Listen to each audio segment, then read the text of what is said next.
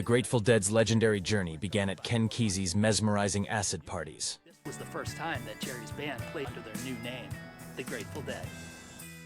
Right around the same time the Warlocks were starting to gain traction, the best-selling author of One Flew Over the Cuckoo's Nest, a guy named Ken Kesey, was following up on his own promise of delivering LSD to the masses so that people could turn on and see past the BS constraints that society had put over them. He hatched a plan to deliver LSD to the people by way of holding these experimental parties that he dubbed the acid tests.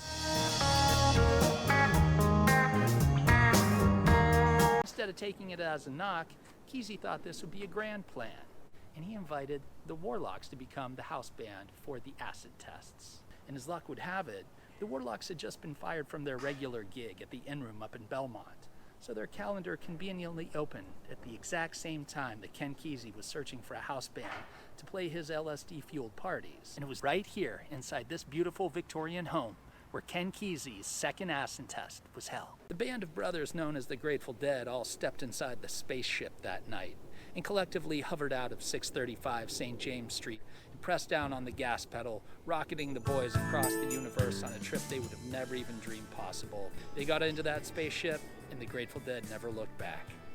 So this is the first place where the Grateful Dead played together as a band under the name the Grateful Dead. And it's just a beautiful piece of architecture that you don't see. We're 45 miles south of San Francisco, where the Victorians are much more common and prevalent. You don't get to see these beautiful pieces of property very often down here, so it's really, really nice to be able to come and see this here in the South Bay, especially one with such a rich musical history.